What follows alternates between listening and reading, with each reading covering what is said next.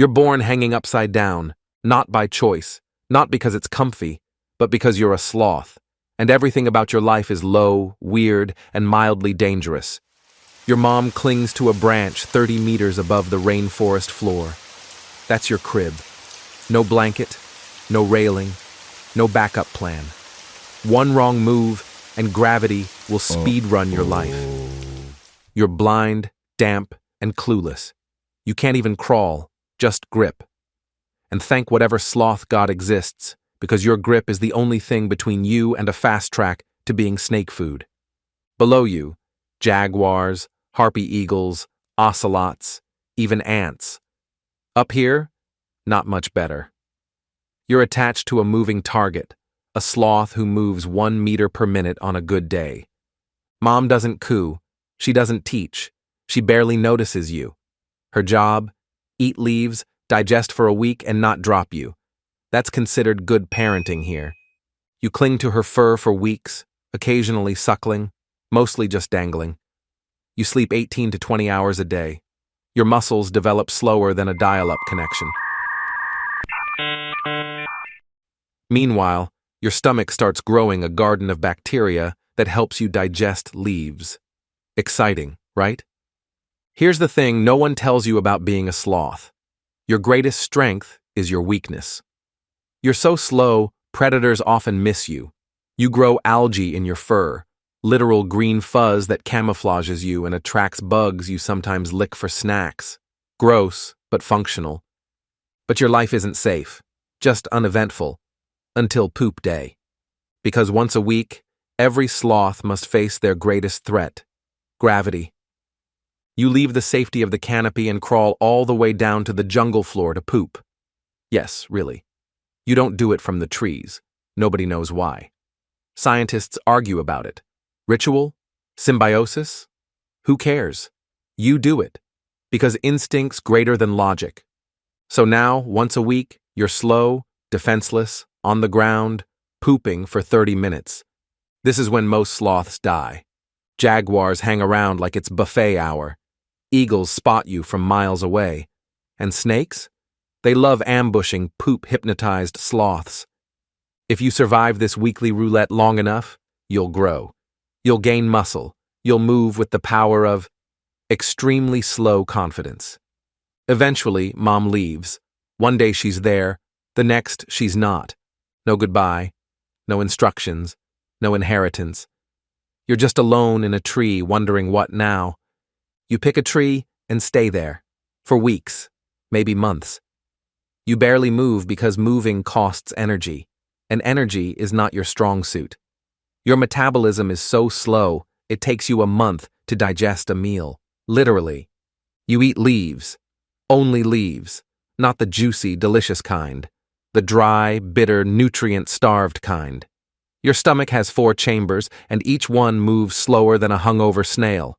Inside, a zoo of bacteria breaking down cellulose like it's rocket science. You sleep a lot. You dream weird. You wake up and everything's still the same. Sometimes insects crawl in your fur and lay eggs. Moths live in your armpits. You don't care. You're basically a jungle Airbnb. Then comes mating season.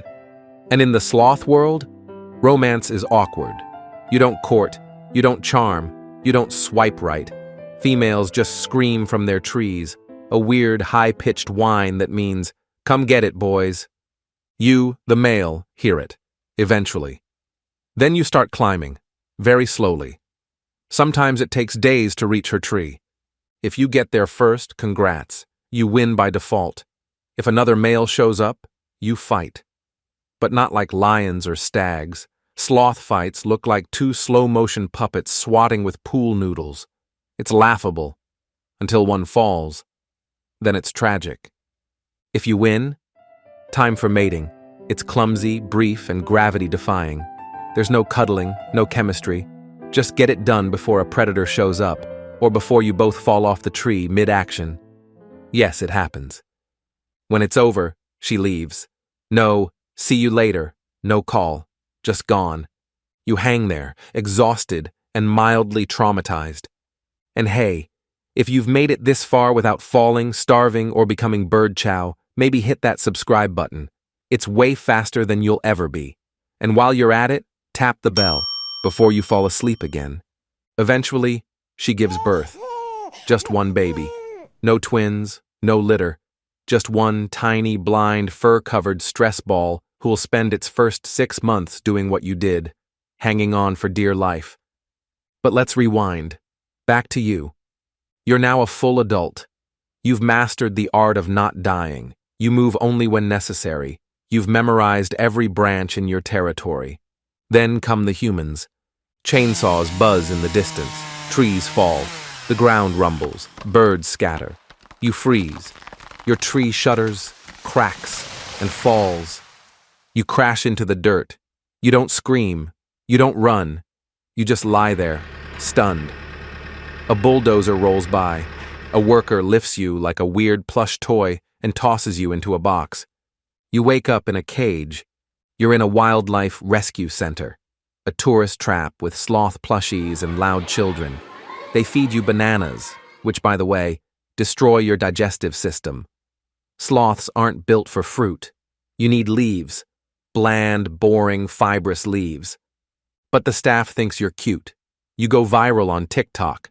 They name you Mr. Sleepy. You hate it. Weeks pass. You stop eating. You get depressed. Yes, sloths get depressed. Your gut bacteria dies. Your fur loses algae. You no longer blend in. You just sit there, a slow-motion symbol of sadness. Eventually, someone with a brain realizes this isn't working. They take you back to the wild. They place you on a tree. You cling instinctively. You don't move for 2 days. Then, slowly, you start again. You rebuild your rhythm. Sleep, chew, poop, repeat. Years pass. You grow old. Not wise, just slower. Your grip weakens. Your fur thins. Parasites stay longer. You stop cleaning them. Your eyes glaze. You blink less. You still do your weekly poop, but now it's harder, more dangerous. Your legs tremble when you descend. One day it rains. The bark is slick. You slip. You fall. It's not dramatic. There's no music.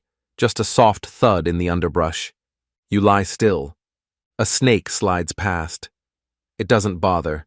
You're not worth it anymore. You stare up through the canopy. Light filters through the leaves. Your breath slows. One last blink. You die upside down. No ceremony, no monument, just silence. Months later, a new baby sloth is born in a nearby tree. It clings to its mother, sleeps, poops, hangs, waits, just like you did. The cycle begins again, slow, bizarre, and against all odds, still going. So yeah, being born a sloth, it sucks. You're slow, vulnerable, poorly designed, ridiculously misunderstood, and yet, somehow, still here, still surviving, still hanging on. Don't forget to subscribe if you're into weirdly tragic jungle stories told way faster than the animals in them move. And tell us in the comments, if you had to live 1 week as a sloth, what would you do with all that slow-mo time?